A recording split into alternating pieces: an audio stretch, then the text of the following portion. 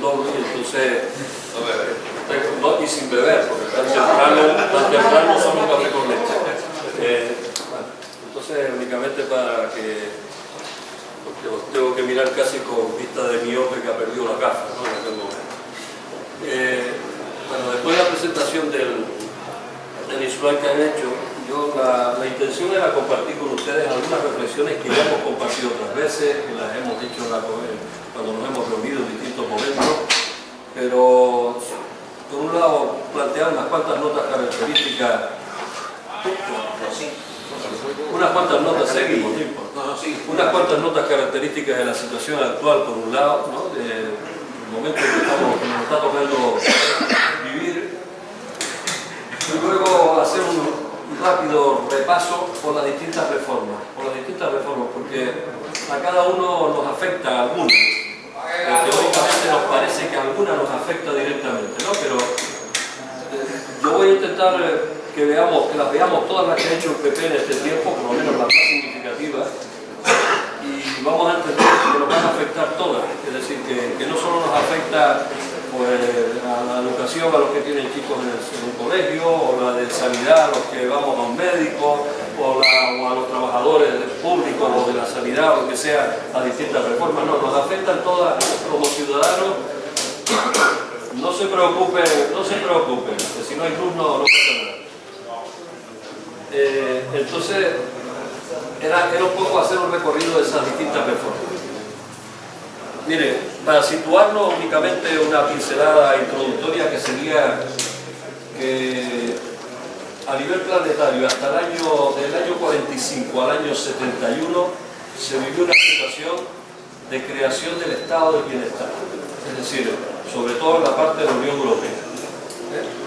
Creación del estado del bienestar porque, digamos, la gente que salió de la Segunda Guerra Mundial, una clase obrera más o menos machacada, con muchos millones de muertos, pero sí organizada y reivindicativa, le exigió al capital que había que repartir beneficios. Y ese reparto de beneficios a través de impuestos se hizo que hubiera sanidad pública, que hubiera educación pública, que hubiera servicios sociales. Y así se construyó, por la correlación de fuerza y la exigencia reivindicativa de la clase trabajadora a partir de la Segunda Guerra Mundial. Fue una pequeña batalla que se le ganó al capital y fue un pacto que se estableció. Pero ellos no estaban tranquilos con eso. Y en otros países, como Estados Unidos, etcétera, lo que se practicaba era algo distinto. Allí ni creció la sanidad pública, ni creció la educación, ni nada, porque lo que imperaba era el neoliberalismo como doctrina principal. En el año 71 aprovecharon ya, y con dos políticos al frente, que eran Thatcher y Reagan, y plantearon que había que hacer un ataque feroz a lo que era lo público, y que tenía que empezar a privatizarse. ¿Y por dónde comenzaron? Por el sur del planeta. ¿Recuerdan en los años 70, la gente que en aquella época ya era mayor, pues cómo oíamos hablar de los países del tercer mundo y los países no alineados y la deuda externa y los países que no querían pagar la deuda externa y tal? Eso, 40 años más tarde, es lo que nos está pasando a nosotros.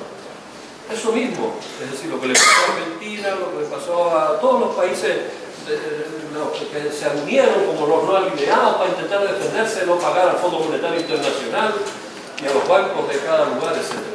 Bueno, pues con esa introducción, simplemente que era lo que quería hacerles ver, yo la pretensión fundamental era hablarle de los recortes y las reformas del PP, los presupuestos de Canarias, pero antes hacer unas notas de qué significa ¿quién tiene el poder en sus manos en estos momentos? ¿Quién tiene el poder en sus manos? Mire, cito eso de entrada, que es digamos, una autoridad en el sentido de que es una persona del Consejo Consultivo de Derechos Humanos de la ONU, que se atreve a decir estas cosas, que vivimos en un orden mundial criminal y caníbal donde las pequeñas oligarquías del capital financiero deciden de forma legal quién va a morir de hambre y quién no. Por tanto, estos especuladores financieros deben ser juzgados y condenados acreditando una especie de tribunal de Nuremberg. Esto lo dice Jan Ziegler, es decir, pone de manifiesto que efectivamente estamos en ese orden mundial en estos momentos viviendo y que, bueno, esta es la situación. Entonces estamos en un mundo globalizado, el poder está concentrado en manos de poca gente, los medios de comunicación, la economía, la política, etcétera, está concentrado en manos de los mismos y campa a sus anchas la corrupción, de manera impune, no hay castigo para eso, no parece que haya castigo, por lo menos en la percepción que tenemos la mayoría de la ciudadanía respecto al asunto. Yo voy a hacerle 3 o 4 notas sobre cómo se ha concentrado el poder. En los Estados Unidos, fíjense ustedes, entre el año 95 y el año 2006, de 38 bancos que aparecen ahí, se han quedado 4. En este país vamos por la misma dirección. Han visto como las cajas de ahorros, que eran nuestra especie de banca pública, que podía haberse nacionalizado y servir para los intereses de la clase trabajadora en general y de la sociedad en general, pues resulta que no avanzó en esa dirección, sino se ha concentrado para eliminar deuda, para financiarla con fondos públicos y de alguna manera reflotarla, y donde se ha insuflado muchísimo dinero público, como el caso de Bankia u otro, pues el camino que tiene es volverse a privatizar cuando esté ya arreglada. Es decir, que hemos hecho una inversión maravillosa desde el punto de vista de la ciudadanía. Nos han saqueado, se lo han dado a la banca pública, no presta dinero y encima lo vamos a tener que pagar. Todo eso, esa deuda y esos intereses. Es decir, ese es el negocio de este momento. Con los alimentos nos pasa lo mismo. Ya no hablemos de las semillas, no hablemos de los transgénicos, no hablemos del control de todo eso, que eso ya puede ser casi una película de terror, ¿no? El pensar en cómo están en pocas manos de multinacionales las patentes y las semillas y todo lo demás. No, porque esto es lo que estamos comiendo cada día, es lo que estamos consumiendo. Y está en manos a nivel internacional, el 85% de los alimentos de 10 grandes multinacionales. De 10 grandes multinacionales que las tienen por ahí. Vale. Estos días está haciendo debate en la sociedad el si hay que poner límites a las ganancias del capital. Y el ejemplo está con el Nicolás Maduro en Venezuela, que ha dicho que más del 30% no debe ganar nadie de la gente por vender productos, y ha puesto límites. Entonces resulta que frente a esa idea, ¿cuál choca? Pues una idea que han esgrimido siempre, la libertad. Nos hablan de la libertad y encima nos lo creemos, El problema es que nos lo creemos. ¿La libertad para qué? Para vender al precio que te dé la gana, la libertad para expoliar, la libertad para... Y en aras de la libertad y con la bandera de la libertad se invaden países, se intenta quitar a gobiernos que van en contra de los intereses del capital financiero, del capital especulativo, ¿no? Lo que había que poner límites, y de hecho lo hay en la legislación de muchos países, a las ganancias que se obtienen. No tiene que ser todo esto de que cada cual pone el precio de lo que le corresponde, sino que de alguna manera teníamos que, en productos de primera necesidad al menos, tenía que haber un límite para que nuestro salario nos alcanzara para vivir dignamente. Otra de las notas características de esta época es la conjunción entre política y empresa. Es decir, cómo la gente en la política está al servicio de la empresa y cómo influye la empresa en la política. Ese documental es magnífico, si lo han visto, y además, si echamos una vista a nuestro alrededor, en este país, en el Estado español, vemos como expresidentes del gobierno, como Felipe González o Aznar, forman parte del Consejo de Administración, exministro, y ahora hay un candidato a ser del Consejo de Administración del Repsol, como el señor Soria, que ya se tiene ganado el puesto para cuando salga del ministerio. Y si echamos la vista atrás y vemos qué han hecho esa gente cuando ha estado en la política, vemos cómo han beneficiado con sus normas a esas empresas a cuyo servicio están en la política.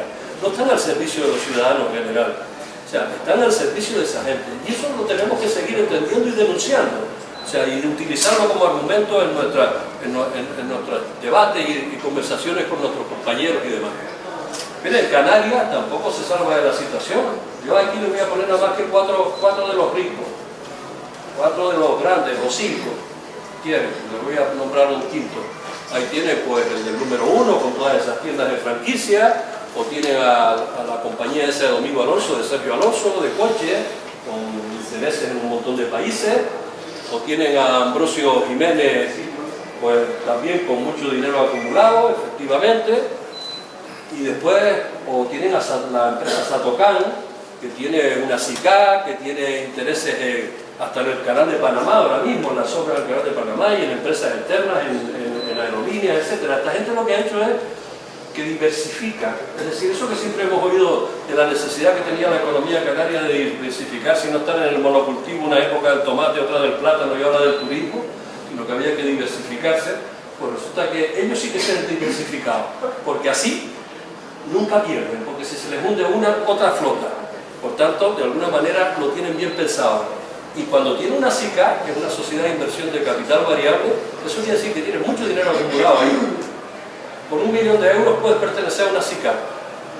¿Y saben qué pasa? ¿Cuánto cotiza en una SICA por ese 1 millón de euros? Un 1%. Y pueden disponer de ese dinero cuando quieren. Nosotros, sin embargo, nuestro trabajo productivo, nuestro salario, se le aplica una retención del IRPF del 18, del 20, del 21, de lo que sea, y cotizamos por ello. Es decir, que el dinero especulativo no paga. Y ustedes dicen, ¿y había que pagar? Porque un rico de estos, a un multimillonario, porque le aplica una retención del 50%, le sigue quedando también el 50% para vivir, que le sobra. Por tanto, y a nosotros si nos aplica el 50% no tenemos ni para malvivir. Por tanto, ni con el 20% que nos aplican a veces. Hay un quinto individuo que también no me gustaría dejar de nombrar, que es el señor Coviella, que controla la sanidad privada concertada en Canarias y que recibe pues esa sanidad privada concertada que controla él y otros, pues más del 30% del dinero público destinado a la sanidad va hacia eso. Y eso ha ocasionado que en la isla de Tenerife, Hospital del Sur, Hospital del Norte, paralizados durante más de 30 años y sin construirse. ¿Por qué? Porque hay competencia al lado privada. Por tanto, quien manda en Coalición Canaria en parte en la sanidad, y lo que decide Coalición Canaria en la sanidad, porque ha sido que ha gobernado durante este tiempo de construcción de esos hospitales, pues es este individuo. Mire, se nos dice que no hay dinero y hay que recortar. Y resulta que los técnicos de Hacienda dicen eso. El 71% del fraude viene de altos patrimonios y grandes empresas. O sea, que no nos sintamos defraudadores, todas aquellas personas que teniendo que cobrar el subsidio de desempleo, pues se tienen que buscar una chapucilla por ahí para ganar algo. Es decir, nosotros no somos los defraudadores son los que tienen mucho dinero. Sin embargo, oímos a la ministra Báñez diciendo esas barbaridades de vez en cuando, de que han descubierto no sé cuántos centenares de miles de defraudadores. Pero bueno, uno dice, y si Hacienda sabe esto, ¿por qué no se persigue? Porque ellos son los que mandan en la política. Y por eso en la política no se hacen leyes para perseguirlos, aunque se nos diga que se va a perseguir el fraude fiscal, o aunque los presupuestos generales del Estado de este año, que han intentado hasta cierto punto hasta engañar a la Unión Europea, digan que una parte de los ingresos procederá de la persecución del fraude fiscal. Y se lo van a creer ellos, ¿no? O sea, que van a ingresar más por eso. No se lo cree la Unión Europea tampoco, y son sus amigos y tienen una política similar. Canarias tiene un 0,2, de 2.100.000 personas, unas 4.000, que significa el 0,2%, posee el 80% de la riqueza. Eso quiere decir que esto está muy mal repartido, amigos. Esto está muy mal repartido. Es decir, no puede ser una situación en que se dé esto. Y a esa gente paga impuestos por debajo de lo que tendrían que pagarlo, muy por debajo. Y se le perdonan en figuras fiscales como la reserva de inversiones, ¿no? el impuesto de sociedades que se le perdona hasta el 90%, y no hay presión fiscal sobre ellos alguna. Tenemos, y esos son datos de Intermón Ofan, pues miren, en todo el mundo hay 14 billones de euros, decían ellos hace unos meses, pertenecientes a fortunas individuales que se esconden en paraísos fiscales. 14 billones de euros. Pero es que la Unión Europea, reconoce la Unión Europea de que hay 2 billones de euros cada año de evasión fiscal. Con 2 billones habría para pagar la sanidad de todos los países de la Unión Europea y 4 veces el dinero que se entrega, que se invierte en la educación en la Unión Europea. Y sin embargo se está recortando sanidad y se está recortando la educación. Pero ustedes, que sacamos rápidamente las conclusiones a poco que accedamos a los datos, sacamos rápidamente las conclusiones de lo que está pasando, del mal reparto. Esto es cíclico, esto se repite, desgraciadamente, se repite en blanco y negro y se repite en color. Y nos han hecho leyes, y esas leyes han servido para aumentar 1 millón más de parados, y para que, de alguna manera, en Canarias, en la última encuesta de población activa, lleguemos al 35,12%.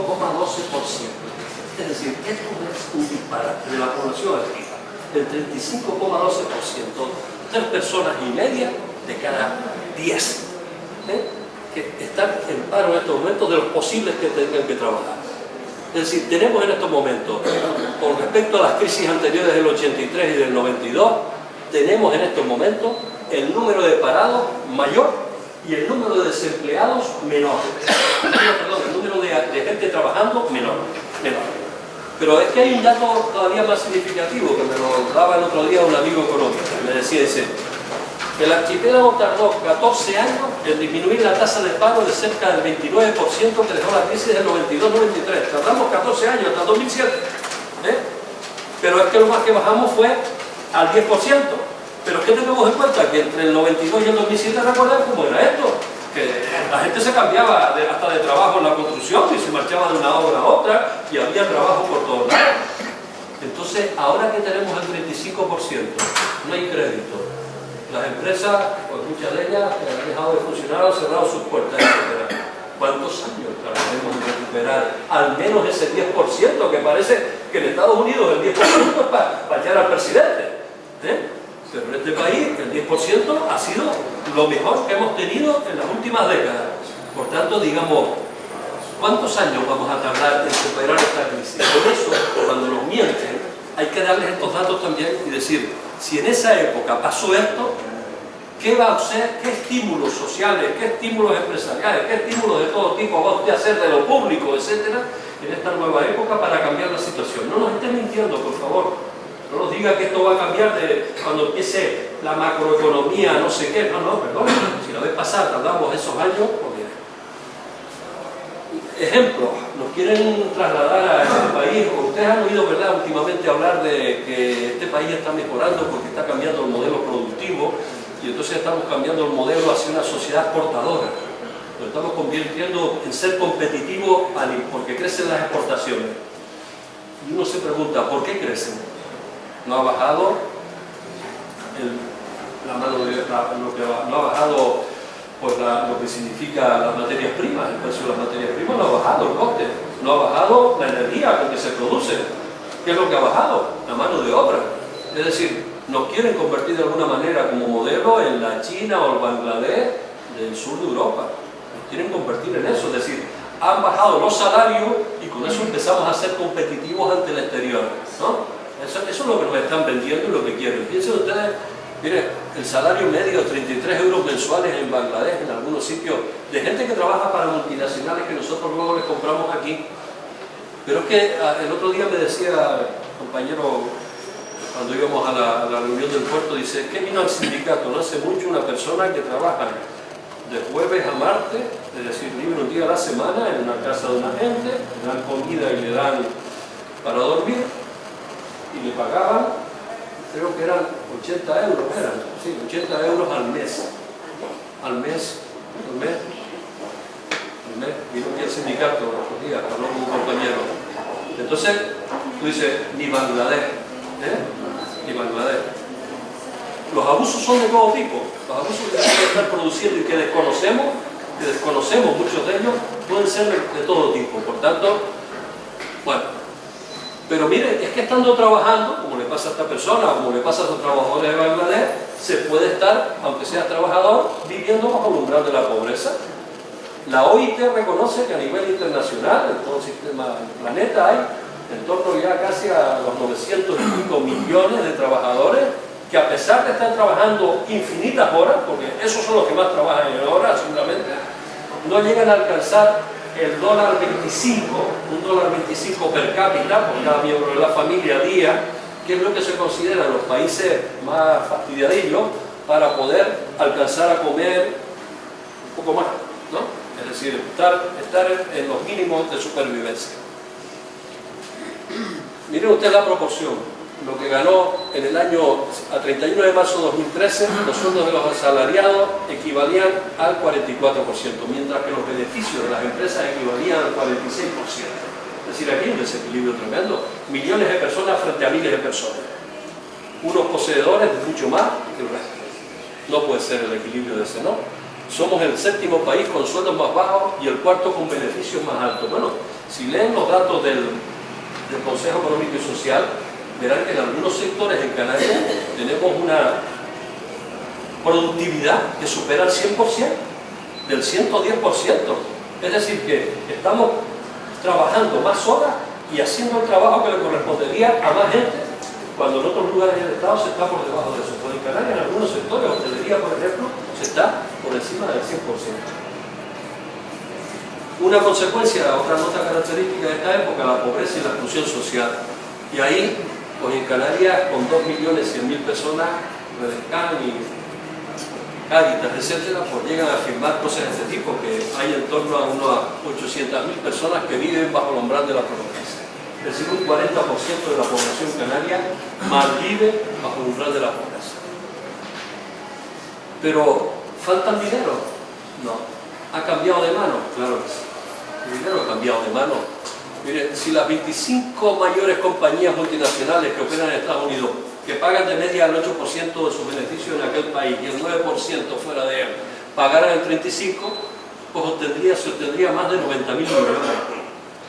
Pero es que resulta que en las facultades, en las escuelas de negocios y en las facultades económicas, etc., la doctrina imperante es el neoliberalismo, y es la imperante, y los que disienten de eso son minorías y no tienen acceso a los circuitos públicos ni a los medios de comunicación ni nada de esto, pues entonces nos dicen que la causa de los problemas económicos es la escasez. Y no hay escasez de comida, por ejemplo, hay escasez de justicia, es lo que hay. Mire, el año pasado y el anterior, hasta datos de este año ahora, pues creció el número de millonarios en este país. Vamos ya, desde que empezó la crisis hasta ahora, vamos por un 13% de crecimiento respecto a los que había antes. Es decir, un 13% más que los que había antes de millonarios en este país. Eso, y mientras tanto, hasta 6 millones de parados. Y excluidos sociales y demás, todos esos centenares de miles que hemos dicho.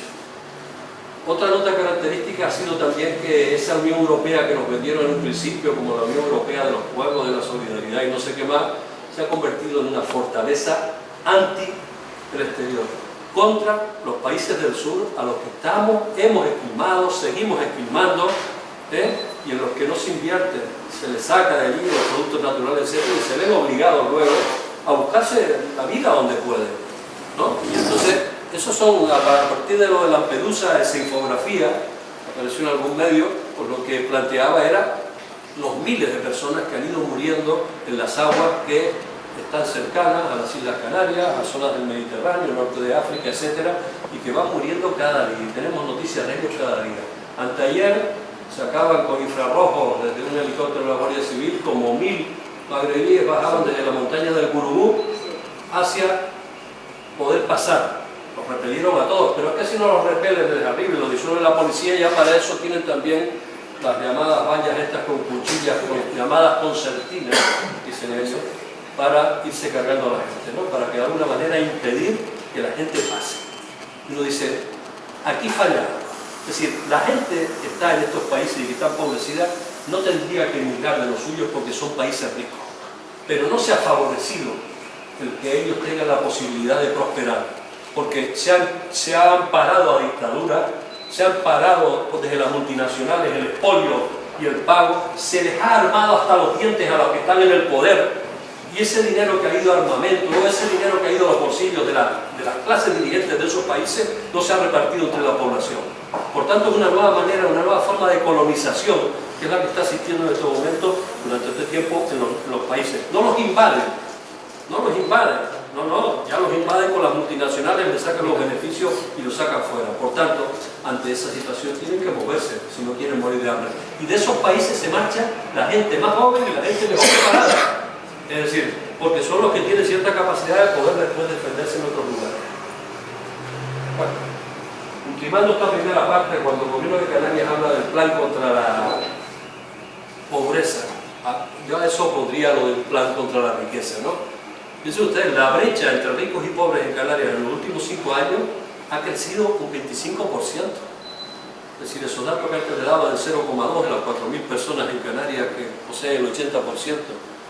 Pero mientras tanto, aquí seguimos teniendo el fraude fiscal que no se persigue, los paraísos fiscales, la SICAV, la RIC, el REA. Ahora mismo están en negociaciones sobre el régimen económico y fiscal. Persiguen que se le disminuye a las empresas un 50% la cuota que tienen que pagar, la cuota que se tiene que pagar, el dinero tuyo, de lo que ganas, ¿no?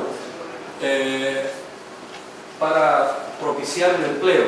Pero en definitiva, ante el debate de la red, en general, a quien se oye siempre en Canarias es a los empresarios como grupo de poder, presionando ante los políticos de Canarias y los de Madrid para que luego vayan como un lobby a la Unión Europea para que les siga facilitando el mantener estas figuras fiscales que les favorecen en sus negocios. Por tanto, de alguna manera ese es el juego también, en todos los lugares, aquí también. Y nosotros, pues a veces impasibles, o a lo mejor haciendo por ahí alguna charlita y alguna concentración, alguna cosa, pero no tenemos capacidad de incidir en esas políticas, desgraciadamente, ¿no? Por tanto, ¿por qué se sigue dando dinero público para la banca? ¿Por qué se da dinero público a la sanidad concertada o a la educación? ¿Por qué? Es decir, ¿es que hay algún motivo? ¿Se dice en algún lugar que haya que dar ese dinero público para ello? ¿O en primer lugar tendría que ser para la sociedad general y redistribuirlo? ¿Por qué se tiene que dar dinero de todos para el negocio privado de la sanidad, de la educación, de lo otro?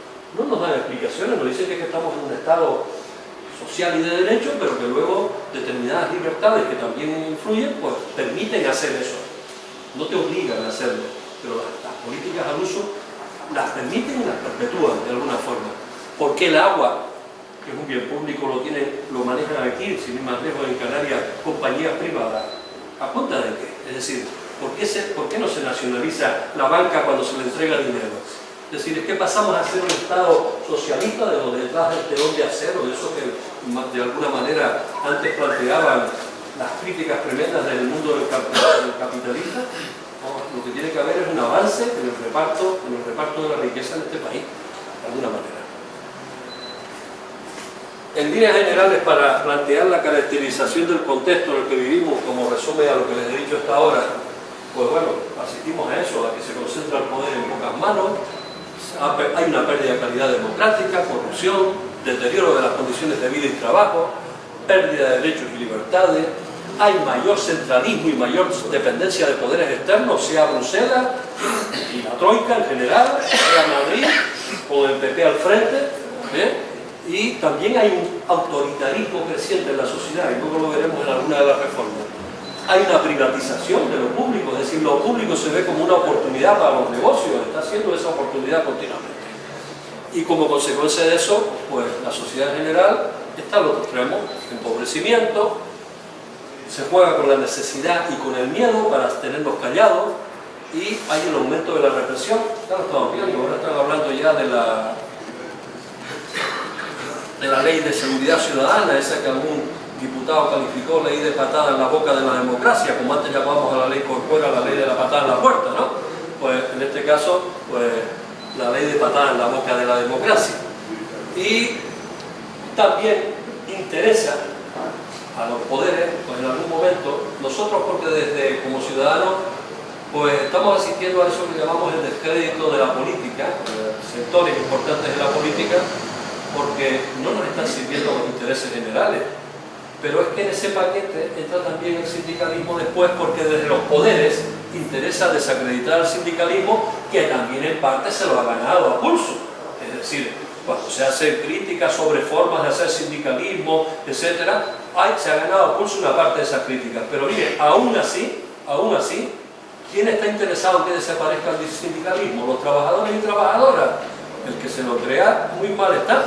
Están interesados los poderes que no quieren sino que nos enfrentemos de uno en uno a defender nuestros intereses y que no lo podamos hacer colectivamente. Por tanto, ese es un elemento también importante de tener en cuenta. Mire, en esa visión global de lo que les voy a hablar ahora de las reformas, pues en líneas generales hay un elemento que cambió las reglas del juego. Y las reglas del juego se cambiaron en el momento en que Zapatero se iba a marchar del gobierno e iba a entrar Rajoy. Agosto-septiembre de 2011, pues PP y PSOE, sin votar con nadie más, sin hacer referéndum en este país, decidieron modificar la Constitución porque para también recibieron unas cartitas y unas indicaciones de quienes mandan de verdad, que es la Troika y que son el Fondo Monetario Internacional, la Unión Europea y el Banco Central Europeo. Recibieron su cartita para que modificaran urgentemente la Constitución. Y esa cosa que es tan intocable, Pues resulta que no fue intocable. Y la modificaron de la noche a la mañana de la siguiente manera. Plantearon introducir esas palabritas. Dice, y su pago gozará de prioridad absoluta. ¿El pago de qué? De lo que se debe externamente, sea privado, sea público. Es decir, este país responde por la deuda privada de los bancos, de sus habitantes, y por la deuda pública que ha contraído los gobiernos pidiendo dinero prestado y cuyos intereses nos han ido aumentando en los últimos años como consecuencia del placaje que se le ha hecho a la economía de este país y a la sociedad de este país con esas sociedades de calificación, esas agencias de calificación que pertenecen a los grandes bancos que no son públicas y no están sometidas a control democrático y que ha aumentado la deuda de este país de un 60%, la deuda pública de un 60% hasta un 99% ya para este año próximo. Eso ya veremos la cantidad de dinero que hay que pagar por ese concepto. Ese ha sido el que cambió las reglas del juego y a partir de ahí se quedaron las manos libres para el PP cuando llegó al gobierno para empezar con la reforma laboral, con los miles de parados y con las circunstancias que aún la quieren reformar más, y veremos nuevas reformas y a lo mejor antes de terminar el año de la reforma laboral, es decir, aún se van a empeorar las condiciones de los trabajadores y trabajadoras más en este asunto.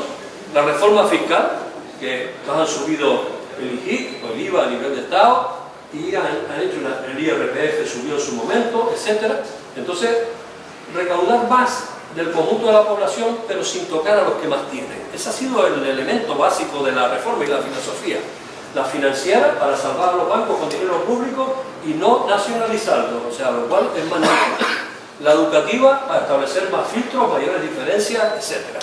La sanitaria para empeorarla aún, privatizarla y entregarla lógicamente a manos de empresas que hoy tienen dinero ocioso porque no lo pueden invertir en la construcción o en otro sitio y están comprando hospitales y colegios y universidades privadas, etc.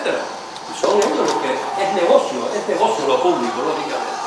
La judicial a recortar derechos y libertades e infundir miedo con las medidas que toman, estos anuncios que han hecho de la Ley de Seguridad Ciudadana estos días, que van en la línea de infundir el miedo ante la ciudadanía. Y la última, que está, aparte de la de las pensiones también, que bueno, ha sido pues de alguna manera bestial, es decir, el meter no solo la mano en el saco de las pensiones que lo está haciendo el gobierno, sino el de alguna forma cambiar también las reglas del juego que había con el tema de las pensiones, cosa que el PP había dicho en su campaña electoral y en todos los principios, que las pensiones no las iba a tocar. Y la reforma de la administración del Estado, que es la que estamos viviendo últimamente con los ayuntamientos, y que no se le ha dado mucha importancia a esa reforma. Sin embargo, nos va a afectar al conjunto de la ciudadanía. Usan palabras siempre para engañarnos, usan siempre términos para engañarnos. Continuamente los gabinetes de comunicación y toda esta gente. Miren, por ejemplo, Ana Botella salió otro día diciendo que era necesaria una ley de huelga. Ya Rajoy ayer matizó, le dijeron, no se te ocurre hablar de eso, hay que hablar de servicios mínimos. Claro, es que es la manera de afrontar la ley de huelga. Y cuando hablamos de servicios mínimos, ya estamos diciendo que bueno, que la población esa que protesta porque se ve afectada por las huelgas y no sé qué más, que no sé en qué país vivirán ellos y no se ven afectados nunca por nada, pero esa población que protesta, pues lo van a tener a favor. Dice, esto tiene que ser un país de orden, hay que establecer que las huelgas no sirvan para nada, se conviertan en papel mojado, y eso es lo que quieren hacer. Entonces dicen, vamos a cambiar el decreto de servicios mínimos. La reforma laboral ya hemos hablado suficientemente de ella. La sanitaria, recuerdan que una de las cosas más sangrantes, aparte del copago, aparte de la eliminación de determinados medicamentos en situaciones graves, etcétera, que hay que pagarlos si se quiere, pues ha sido también la atención a los sin papeles. En este caso nos hemos encontrado afortunadamente con que mucha gente dentro de la sanidad ha hecho objeción de conciencia frente a eso, ¿no? Pero en este país, un país que ha sido de inmigrantes y que en los últimos años era de recepción de gente, también se ha convertido con este gobierno en un país insolidario absolutamente con la gente que tenemos de fuera. Pero es que resulta que, como les decía antes, la sanidad en este país es el quinto país más eficiente del mundo en cuestión sanitaria. Es dicho por una agencia externa que ha hecho esas averiguaciones. Somos el primer país de la Unión Europea en eficiencia sanitaria en lo que significa la sanidad pública. Por eso, ese es el motivo por el que eso es un gran pastel, un gran negocio apetecible. Es decir, se tienen los mejores especialistas, se tiene el mejor personal, se tienen los mejores medios e instalaciones, etc. ¿Qué ocurre? Que se entorpece para favorecer. Mire, no te está esperando, y todos hemos sido, seguramente lo hemos sufrido, estamos esperando por una cuestión en lo público, e inmediatamente nos están llamando a menos del mes desde la concertada para hacernos la prueba. Y no solo eso, sino que como nos consideramos clientes y no usuarios del sistema, resulta que si vamos a un médico y nos diagnostica sin necesidad de hacernos una prueba de no sé qué, ya decimos, este médico no me gusta mucho. Pero como vayas a la concertada y te manda pues un escáner, 2 radiografías, una analítica, una resonancia magnética, y dices, este sí que me miró bien. Y tú dices, no, es que resulta que lo que tenía era una gripe, o que se me había roto una pierna. No necesitaba tanto aparataje, ni tanto. ¿Por qué hacen eso? Porque todo eso es pasando dinerito por ventanilla cada prueba que se hace. Y se los pasa al erario público. Digo porque también a veces nosotros somos en parte corresponsables cuando aceptamos esa dinámica, porque también le podemos decir al médico, ¿y será necesario todo eso para usted diagnosticarme? ¿Será necesario? Para usted decirme lo que tengo, pero claro, nos sentimos más seguros porque es nuestra salud y estamos jugando con ella y pensamos que nos diagnostican mejor por más pruebas que nos hagan. La justicia. Y ahí en este caso una de las cuestiones que se va a tocar, que como todo amenazado todavía no termina de hacer, es retrotraernos a la época anterior a Fernández Ordóñez en este país, el ministro de la UCD, cuando estableció lo de la ley del aborto. Pérdida de derechos y de libertades y pérdida del derecho a decidir de las mujeres en general. Por tanto, bueno, ahora mismo no solo fue ya lo del aborto a finales de septiembre, sino ahora el lunes también hay otras manifestaciones, etcétera, con el tema de violencia de género, etcétera. Bueno, eso, en alguna forma, pues desde la justicia se está retrocediendo en este campo de derechos y de libertades. Y tenemos esa percepción de alguna manera de que es cara, lenta, de que se hace difícil tener confianza en la justicia y de que quien tiene dinero y tiene poder, ahí vemos estos días cómo salían las noticias de Urdangarín, no tiene delito fiscal porque resulta que los 280.000 euros pues no fueron solo en un año, fueron en 4 años o 5, entonces no tiene delito fiscal el individuo y va a ver si negocia con el fiscal y el juez para que le concedan no sé qué. Nosotros también vamos a negociar con el fiscal y el juez cuando tenemos un problema, segurísimo, que nos recibe el fiscal y el juez para negociar. O sea, es una desvergüenza, ¿no? Es una desvergüenza cómo se está actuando. La otra cosa es la del miedo, y estos días estamos asistiendo a ese asunto, ¿no? Con más represión y aumento de sanciones económicas, penales, más criminalización. Ahí viene la lista de ese borrador, que no voy a entrar en los pormenores porque todos hemos oído estos días las barbaridades que nos quieren imponer, pero no por eso tenemos que hacer oídos sordos, es que las van a imponer, las van a imponer seguramente. ¿Y esto qué significa? Tienen miedo, nos tienen miedo, y como nos tienen miedo, intentan meternos el miedo a nosotros, para que no salgamos a la calle, para que no nos levantemos frente a ellos, para que no protestemos, y entonces ya es delito cualquier cosa, desde fotografiar a un policía, que ¿cómo se hubiera sostenido el tema de los mozos de escuadra en Cataluña pateando a aquel individuo que mataron en la calle, si no lo hubiera fotografiado alguien? Es decir, no hubiera habido rastro porque hasta limpiaron la sangre. Es decir, entonces, de alguna manera, este tipo de cuestiones es lo que quieren impedir desde el poder. No están gobernando al beneficio de la ciudadanía en general y de la sociedad, sino en su propia defensa, autodefensa, para continuar perpetuándose en el poder y seguir haciendo las políticas que hacen. Ahí viene el resto, que no voy a entrar en ellas porque las hemos visto y ya las hemos escuchado y las seguiremos escuchando durante 2 meses, pero estemos atentos de que lo que nos quieren hacer es eso. Y ante eso habrá que tomar algunas medidas. Y ahí está mandando el miedo, como dice Galeano, ¿no? Es decir, el miedo manda en todas las situaciones que tenemos, porque nos van cercando, nos van metiendo el miedo porque juegan con la necesidad que tenemos de trabajar. Y cuando se convoca una huelga general, va el 15 o 20% de los trabajadores desgraciadamente a la huelga, no va mucha más gente según la zona, dentro del funcionariado fue así, y dentro del mundo de la empresa privada algo parecido. Las manifestaciones por la calle sí son, en la tarde sí son masivas, pero la asistencia a las huelgas no. ¿Por qué? Porque hay miedo, hay miedo. En la empresa pública debería haber menos, se supone, porque hay más facilidades, pero sin embargo también parece que el miedo ha llegado a todos. Las pensiones, que son otra de las medidas, ¿no? Yo creo que eso, aunque nos parezca que eso nos afecta solo a los que, como yo, ya estamos jubilados, que estamos de momento cobrando una pensión, en este caso como la mía, pues, que me da para vivir dignamente. En el caso general de las pensiones de este país, nos dijeron que no las iban a privatizar. Y nos dijeron además, cogieron y nombraron una comisión de expertos, ¿recuerdan? 2 expertos.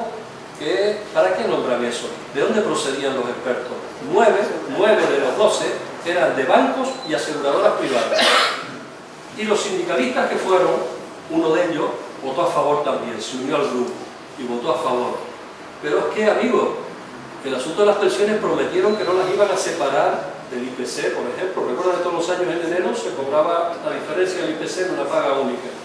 Eso lo eliminaron, dice desindexadas. Es decir, separadas, es decir, que no tiene nada que ver con el IPC. Usan esa palabrería también para de alguna manera que no nos enteremos mucho.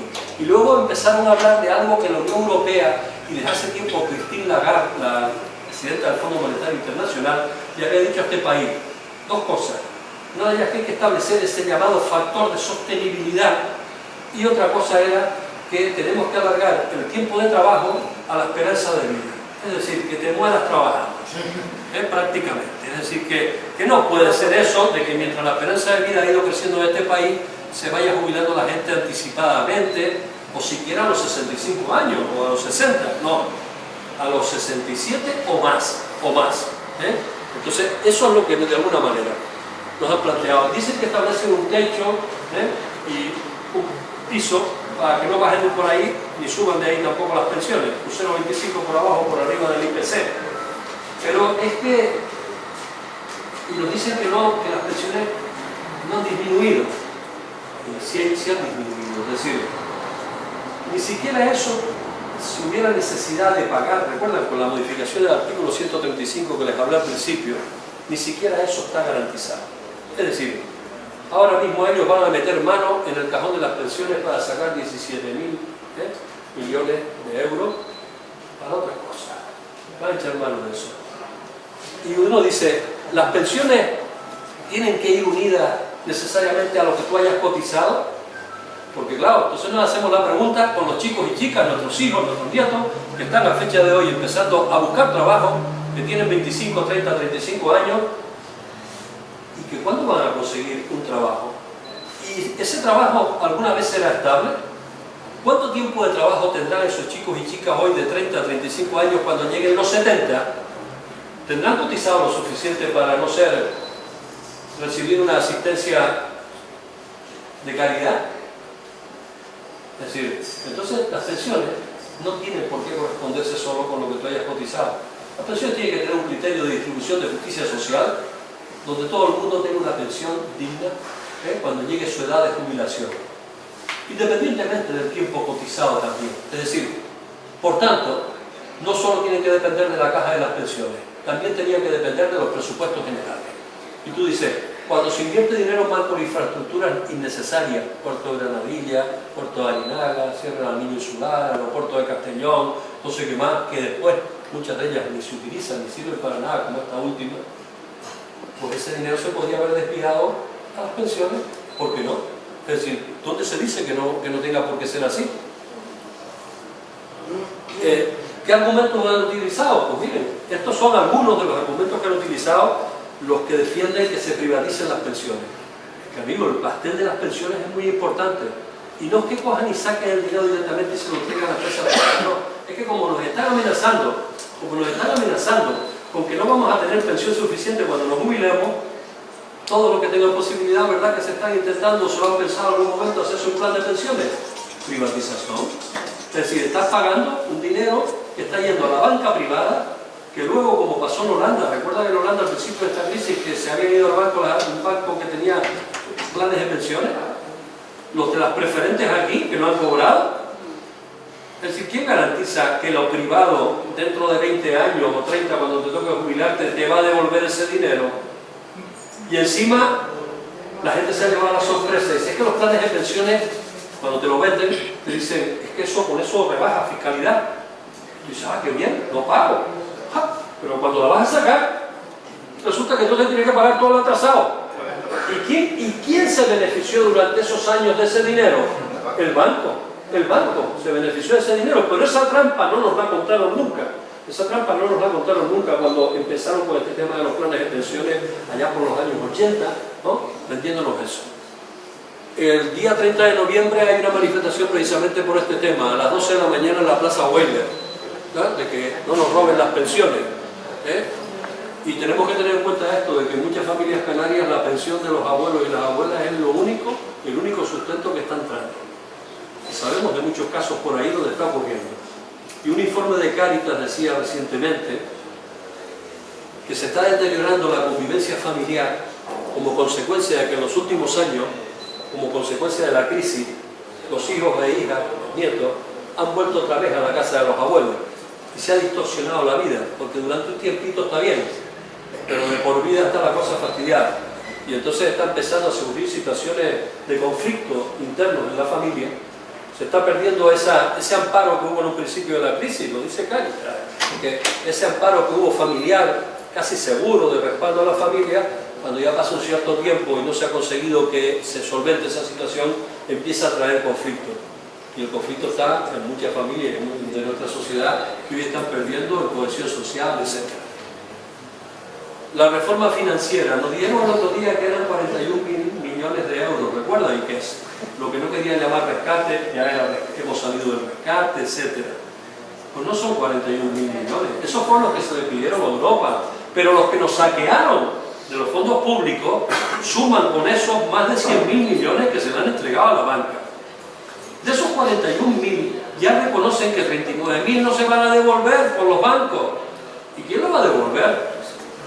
El erario público, es decir, nuestros impuestos, nuestros recortes. Y cuando hablamos de nuestros impuestos y nuestros recortes, estamos hablando de nuestros derechos, porque se recorta en educación, se recorta en sanidad, se recorta en derechos.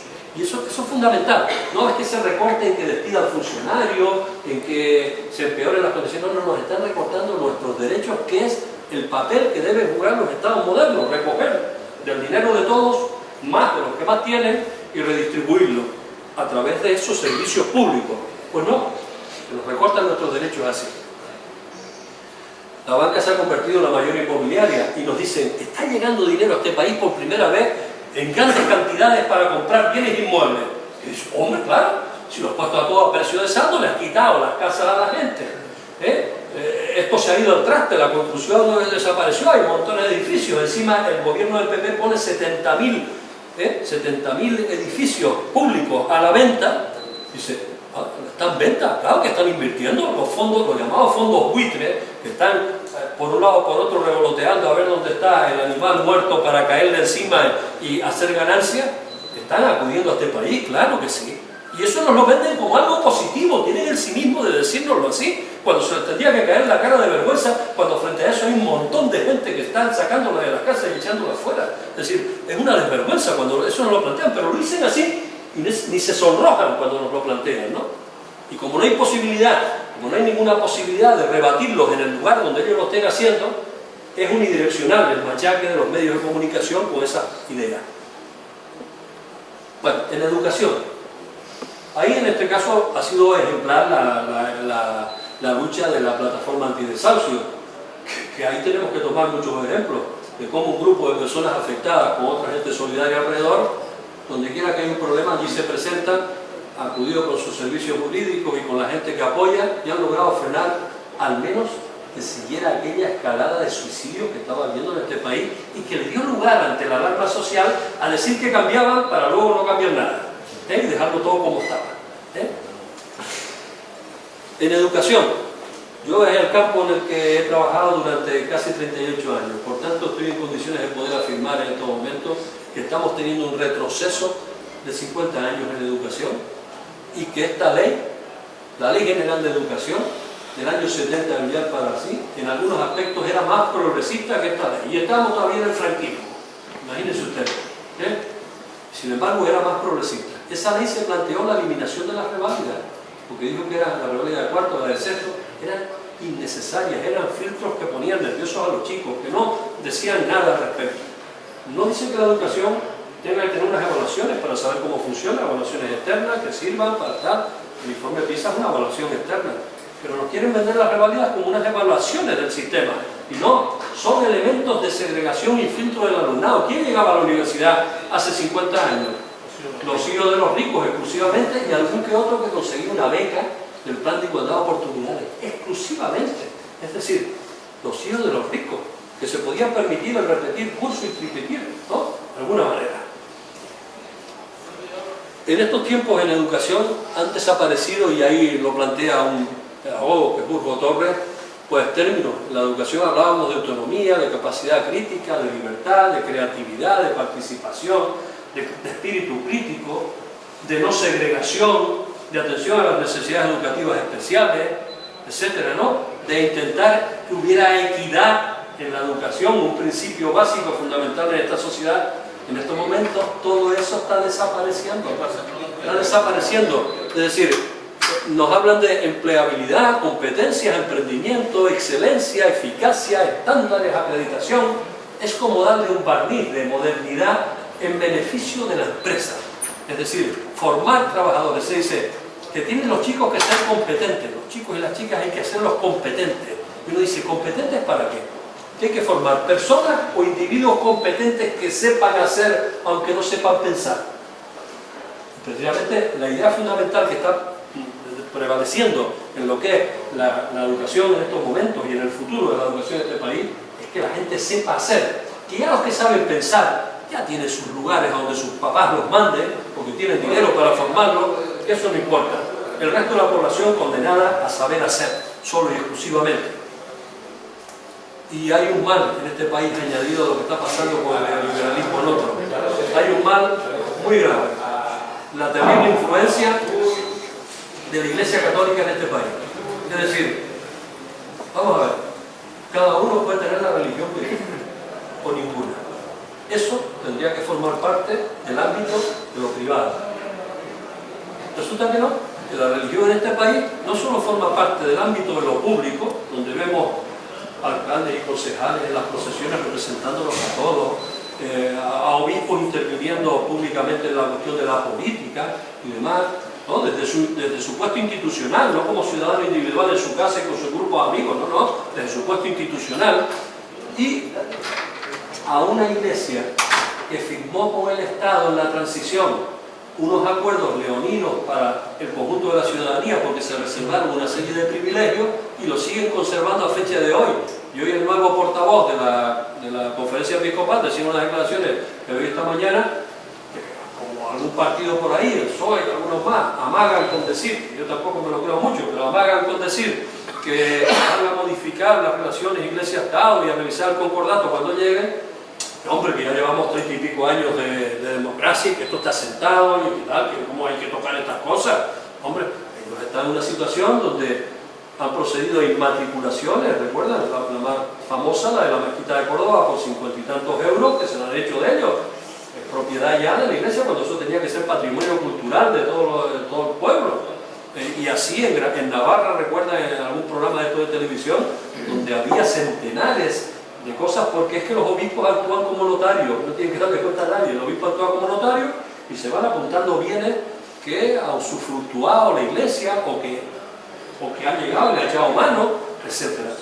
Aparte de eso, se le da cada año un montón de dinero, ya lo vemos luego en los presupuestos, muchísimo dinero, tanto el que pone la gente en la casillita como el que se le da fijo, y que es lo único, una de las pocas cosas que no ha bajado en los presupuestos generales en todos estos años. Es decir, frente a la crisis y los menos ingresos, eso no ha bajado. Estos días se hacía eso y la protesta ante la ROCE decía eso, la protesta de la vuelta a la educación en blanco y negro, ¿no? Educación que está concebida en definitiva para perpetuar las clases sociales, no para hacer que pensemos, para formarnos como ciudadanos, participativos, críticos, etc.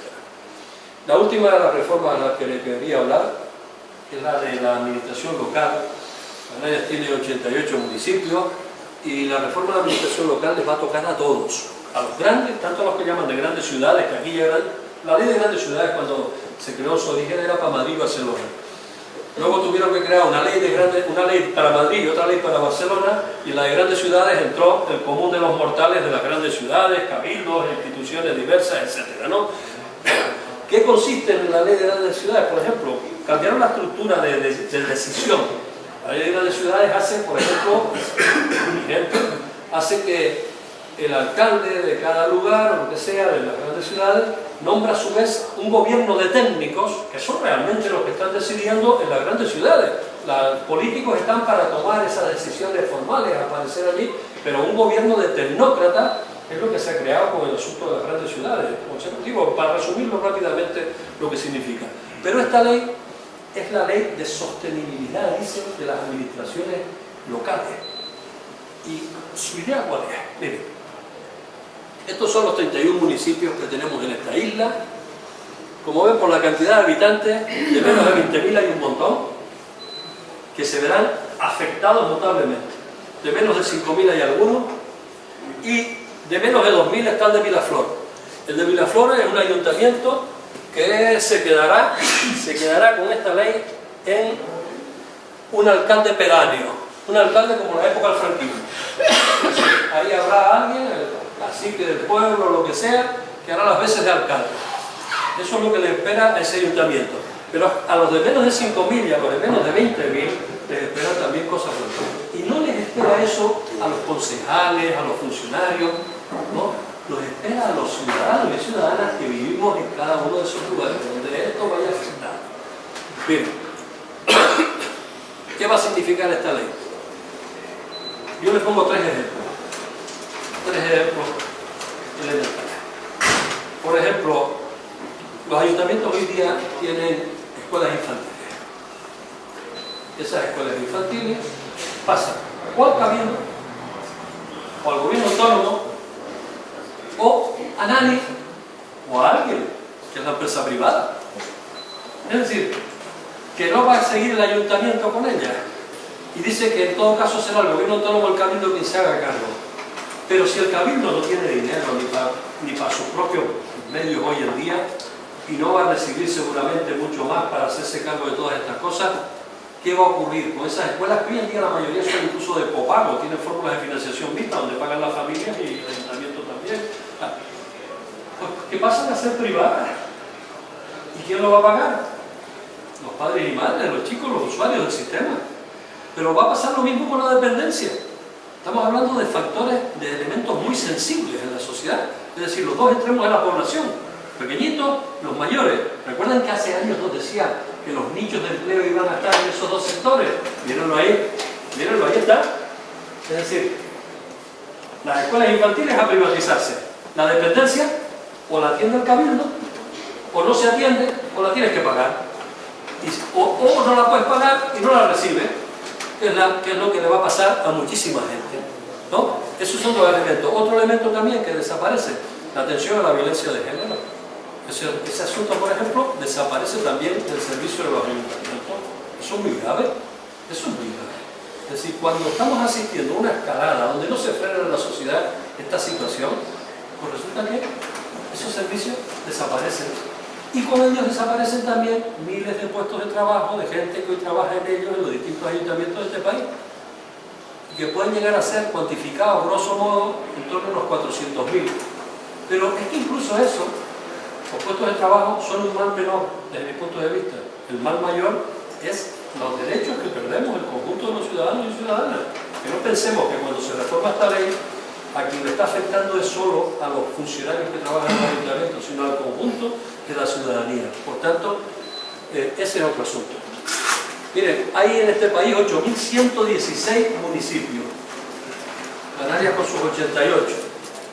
6.800 tienen, es decir, menos de 5.000 habitantes, pero 7.717 menos de 20.000 habitantes. Es decir, solo hay unos 500 que están por encima de los 20.000 habitantes. Pero es que incluso esos 500 van a estar afectados por la ley, en menor medida, pero también. Ahí por dejarle algunos. Pero les voy a plantear lo que dice el preámbulo de la ley para que vean que lo tienen clarísimo. Lo tienen clarísimo. Y nos dicen en el preámbulo de la ley, aparte de esa palabrería del eslogan de una administración, tal, una competencia de la eficiencia, la estabilidad, la sostenibilidad, es la palabrería con la que siempre rodean las cosas para engañarnos y para decir que esos son los objetivos que persiguen. Y es mentira. porque realmente el objetivo que persiguen, entre otras cosas, es este otro, favorecer la iniciativa económica privada, evitando intervenciones administrativas desproporcionadas. Favorecer la iniciativa privada, es decir, privatizar lo que hoy es público, es lo que quiere decir en definitiva. Pero por si no nos quedaba claro, nos lo vuelven a repetir al final del preámbulo de la ley, y nos dicen esto: se suprimen monopolios municipales que venían heredados del pasado y que recaen sobre sectores económicos pujantes en la actualidad. ¿Qué sectores económicos pujantes? Es decir, los que traen pérdidas no los van a privatizar, y los que son, que más o menos son pujantes en la sociedad, ¿cuáles? Las escuelas infantiles, la dependencia, servicios sociales de alguna manera, etcétera, etcétera, que todos los necesitamos sí o sí, y que de la necesidad sale el mercado aquí. Pues resulta que se le dice a los ayuntamientos que no deben seguir teniéndolos, hay que pasárselos a la empresa privada, así se lo dicen, y para eso ponen las medidas, para eso ponen las medidas. Esto lo dice el preámbulo de la ley, que hoy está en el Senado y pasará antes de finales de diciembre al Congreso, ¿no? Por tanto, pues bueno, el pronunciamiento que estamos intentando hacer es que esta reforma va contra los derechos ciudadanos, que tenemos que oponernos a ella, etc. Vamos a entrar ya en la última parte, para ir terminando, y revisar un poco los presupuestos. Lo vamos a hacer en línea muy rápida. Los presupuestos, tanto los generales del Estado como los de Canarias. Miren, esto es el resumen de lo que ellos llaman gastos, que no necesariamente son gastos. Muchas de estas cosas las tendríamos que llamar inversiones. Cuando se hace en lo social, cuando se hace en la educación, en la sanidad, no tenemos que tener el concepto de gasto, tenemos que tener el concepto de inversión. Inversión en salud, inversión en mejorar la educación de la sociedad, etc. Pero nos confunden también con ese lenguaje, porque esa es la concepción que ellos tienen. Es un gasto, y hay que eliminar gastos, por tanto hay que recortar en esos gastos. Entonces, miren las pensiones, lo que significa, es una gran parte de ese pastel que quieren de alguna manera favorecer la privatización por el sistema que antes les planteé y por otros, ¿no? El desempleo, sin embargo, miren lo que significa frente a las pensiones, cuando resulta, somos por aquí 9 millones y por aquí son 6 millones. La deuda pública, miren lo que está significando ya. Está significando más que el desempleo, es decir, que está yendo más dinero a pagar la deuda pública, y de manera especial los intereses de la deuda pública, que a pagarle a los desempleados. O sea, es que es para que nos hagamos idea de lo que está pasando, ¿no? Porque es que si no lo vemos globalmente, y luego el resto de lo que ellos llaman gasto. Bien, imponen ya de entrada un recorte de 17.500 millones, que eso va de arriba para abajo. Cortan desde los presupuestos y luego en el reparto para toda la comunidad autónoma nos va tocando, ¿no? Nos va tocando. Pero, sin embargo, el PP, sin ir más lejos, vean ustedes cómo en este tiempo, desde el 2008, sigue invirtiendo pues, en profesionales independientes, en colaboradores, en los llamados asesores designados a dedo, pues siguen creando empleo en ese capítulo, sigue creando empleo, ¿no? De gente que designa a dedo, y el 80%, el 85% de esos ingresos provienen de fondos que son de todos, provienen de fondos que son de todos. Y esto está ocurriendo también. Cuando dicen, es que después nos hablan de moralidad, de ética, de que ellos sí que están haciendo las cosas bien, de que ellos hacen lo que hay que hacer, porque esas frases las repiten, ¿verdad?, continuamente, y al final hasta nos las terminamos creyendo, desgraciadamente, de que no hay otras cosas posibles a hacer que las que ellos hacen. Miren, los recortes desde el año 2010, por hacerlo rápidamente, recuerdan que cuando ya en 2011 las elecciones, después en 2012 aprobaron los presupuestos, recuerdan que al mes de haberlos aprobado hicieron un recorte de 10.000 millones, 6.000 para sanidad, 4.000 para educación, etc. Es decir, los presupuestos ya son papel mojado, no sirven. ¿Por qué? Porque por aquel artículo 135 de la Constitución, todo lo que haya que pagar externamente está antes que la educación, la sanidad, la dependencia y todo lo que esté presupuestado. Por tanto, eso es lo que estamos viviendo, ¿no? Pero es que en ese intento, porque claro, esta es otra perversión, resulta que antes que presentar los presupuestos al Congreso de los Diputados, ¿saben a dónde los llevaron? A los que mandan, a Europa, y se los entregaron. Revísenlo ustedes a ver si está bien, amigos, revísenlo. Es decir, la soberanía de un país se pierde en función de la economía, que es la que marca la política política está tomando las decisiones, ¿no? Y desde Europa le dice, no, mire, es que no creemos lo que usted va a hacer. Como resulta que usted dice que va a disminuir el llamado déficit, que esa es otra de las historias, en un par de años que le hemos dado más de plazo, pues como las entradas no van a ir creciendo, lo que vamos a tener que hacer es que, miren, tienen que seguir recortando, es decir, tienen que seguir quitando derechos a su pueblo. Eso es lo que nos han dicho desde Europa realmente en estos momentos. Y nos han vendido un montón de cosas, que si crece por un lado, por el otro. Miren, yo voy a poner las partes negativas, porque las partes positivas ya ellos se encargan de ensalzarlas, ¿no? Entonces, en sanidad, en este año, con respecto al anterior, no con respecto al principio de la crisis, con respecto al anterior, hay un 35,6% menos. 35,6% los presupuestos. Es que no es necesario invertir en salud. En cultura un 0,7%. En educación, dicen, las becas han crecido. Esa es otra mentira. Miren, el año pasado los presupuestos era un presupuesto abierto. La de becas siempre ha sido un presupuesto abierto. Es decir, el año pasado fueron 1.200 millones inicialmente. Y en función de las necesidades que haya, de las peticiones que hay, se va tirando de los presupuestos más tiempos. El año pasado de 1.200 millones pasaron a 1.400.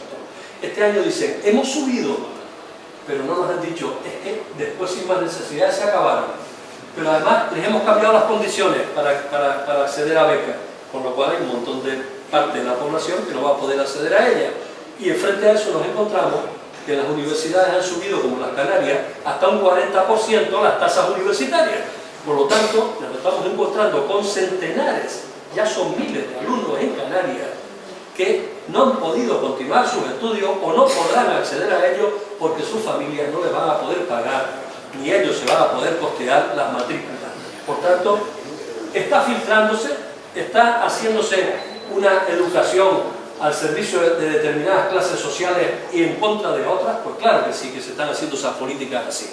Pero miren, mientras eso ocurre en la educación, por ejemplo, el Banco España crece un 9,3% del dinero dedicado a él. Las pensiones que nos dicen que subían, ya se los expliqué antes, no suben porque miren, encima sube el IPC, ha subido el IGI, ha subido el copago de medicamentos, la factura eléctrica, el teléfono, etc. Le aplicaron el IGI desde septiembre del año pasado con un 9%, por tanto nos ha bajado el poder adquisitivo. No nos han subido las pensiones, o sean mentirosos. Y le van a dar el mordiscazo ese de 17.000 millones de euros entre 2013 y 2014. La deuda pública. Saben que teníamos un 60% cuando empezó este asunto de la llamada crisis. Ya vamos casi por el 100%. Es decir que en 2014 estaremos en un 99,8%, un 100% de lo que significa la deuda pública. ¿Eso qué significa en intereses nada más para el año que viene? Que tenemos que pagar 36.590 millones de euros en intereses nada más de la deuda. Vean, ¿no se les parece esa cantidad con lo que Europa dice que hay que recortar? Para equilibrar, ahí está, esa es los 35.000 millones que Europa dice que hay que recortar. La Iglesia, aparte de recibir casi 11.000 millones al año, recibe casi 11.000 millones al año por una parte, por otro lado recibe de esa crucecita que se pone fijo, y sin que todavía se sepa lo que va a recibir, se le da una cantidad fija que ya está ahí.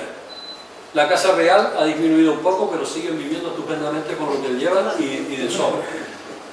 Los sueldos de los presidentes y tal, pues tampoco voy a entrar en eso, pero sin embargo, al personal laboral y de la administración pública, servidores públicos como ellos, solo que en otro escalón, pues miren, el poder adquisitivo que ya se calcula en un 15% de pérdida de poder adquisitivo, e incluso más.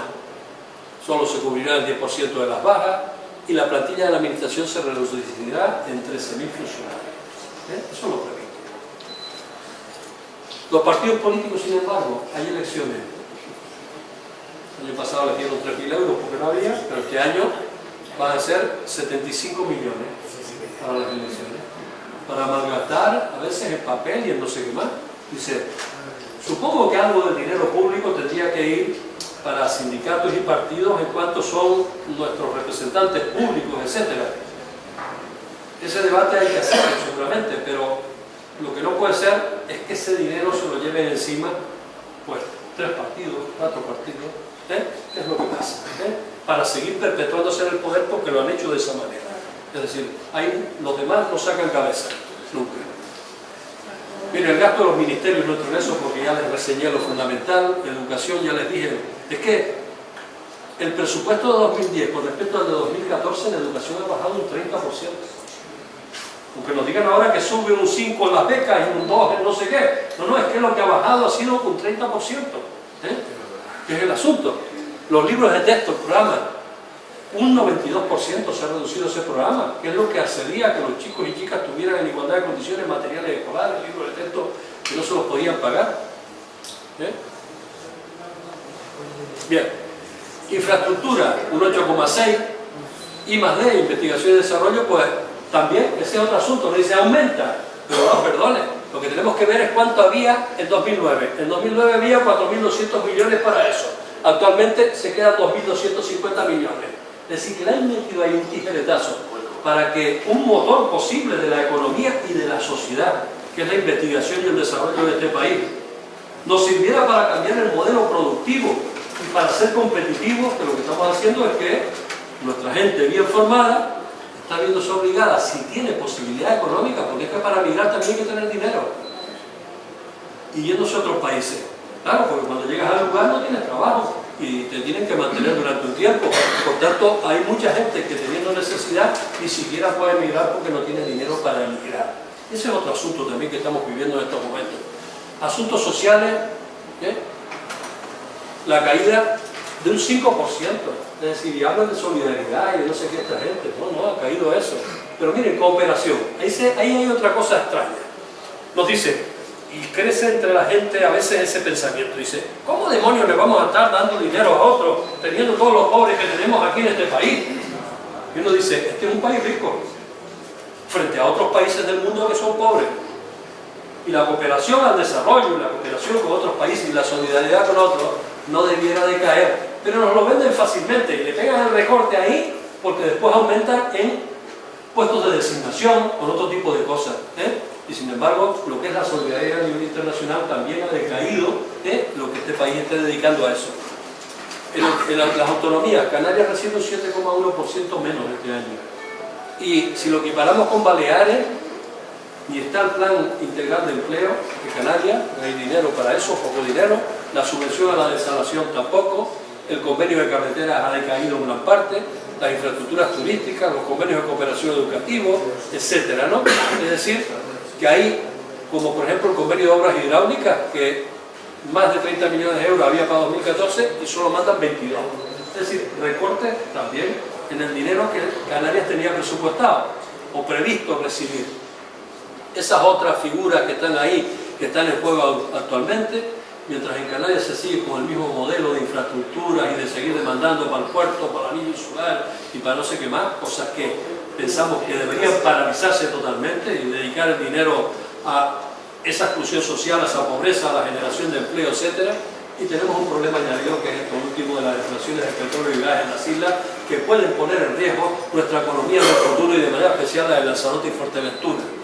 Entonces, cuando se habla de esto, del rescate, va a haber 15 años de pago de esa deuda, de los cuales ya se sabe de antemano que una gran parte no la van a pagar los que recibieron el dinero, las vamos a pagar todos. Y frente a eso, amigos y amigas, nos queda una medida.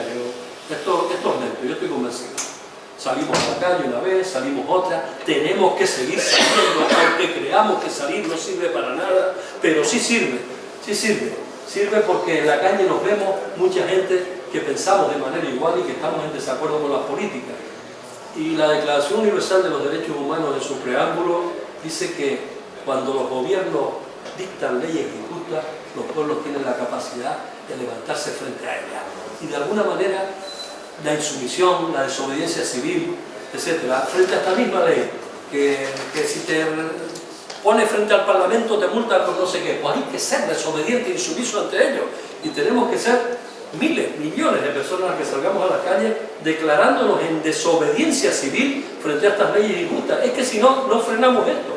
Es decir, no lo vamos a frenar de otra manera, sino con esa situación. Y eso lo tenemos que hacer sumándonos, quitándonos el miedo y saliendo a las calles, que es donde vemos a más gente, y de alguna manera no pensamos que somos nosotros solo los que estamos en desacuerdo con ese asunto.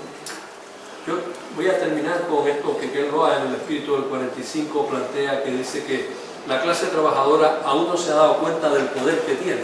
Es decir, le falta seguir profundizando, tomar conciencia, camino de larga resistencia, vernos en las calles. Y Manuel Castel, el sociólogo, toma ese lema que lo popularizó la gente del 15M de vamos despacio porque vamos lejos, y él de alguna manera teoriza y habla de que ese miedo, esa indignación que podemos tener como fruto de la indignación nos paraliza, que luego la esperanza nos va llegando, pero aunque no tengamos el poder, estamos juntos y tenemos la razón con nosotros, y que no se producen efectos a corto plazo, pero la gente nos sentimos mejor protestando que quedándonos en casa. Y no olvidemos esto, yo termino con esto, que no lo debemos olvidar, que ninguno de nosotros ha conquistado los derechos de los que estamos disfrutando hoy. Es decir, la jornada de 8 horas no la conquistamos nosotros, ni el derecho a tener vacaciones, ni el lado de paga, ni el tener una educación pública, ni el tener una sanidad pública. Eso lo han conquistado generaciones anteriores a nosotros. Nosotros hemos añadido con nuestras luchas, nuestro granito de arena a mejora, pero pensemos que no podemos permitir que nuestros descendientes, que eso pensamos que no iba a ocurrir, pero que nuestros descendientes vivan en peor circunstancias, en peor situación que nosotros. Y eso, desgraciadamente, les está ocurriendo ya a nuestros descendientes y a nosotros mismos. Es decir, por tanto, esa es una responsabilidad generacional que tenemos, y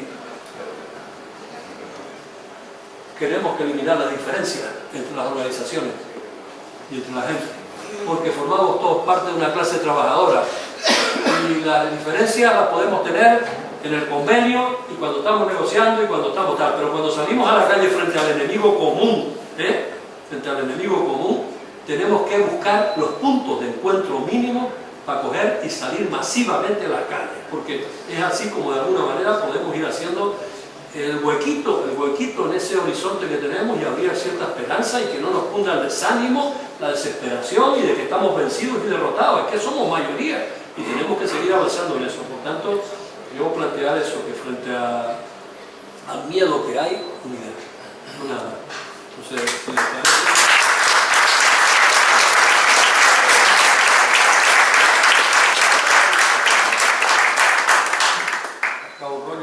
Como ladrillazo a esta hora de la mañana, pero bueno, la intención era... Y sin agua. Establecer esta reflexión, porque yo creo que de alguna manera a mí me parece importante que vayamos siempre en círculos concéntricos construyendo pensamiento, y sobre todo que cada uno de nosotros nos tenemos que convertir en un militante activo que en su centro de trabajo, en su familia, en su círculo, propague. Y si cada uno de nosotros somos capaces de llevar a 10 a la calle, pues ya somos 1000.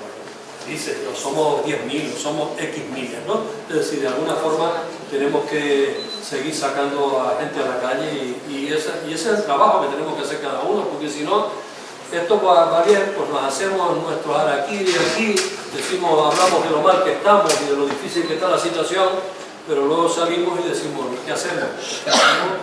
Ya lo discutirán ustedes el qué hacemos en la segunda parte de la reunión de hoy, que creo que es fundamental que sí entre en el que hacemos, tanto en el que hacemos internamente como organización para mejorar cosas, como externamente para movilizarnos en algunas cosas, ¿no? Esta tarde, por ejemplo, vamos a tener una reunión, vamos a ir Ignacio y yo, a una reunión con el resto de organizaciones sindicales.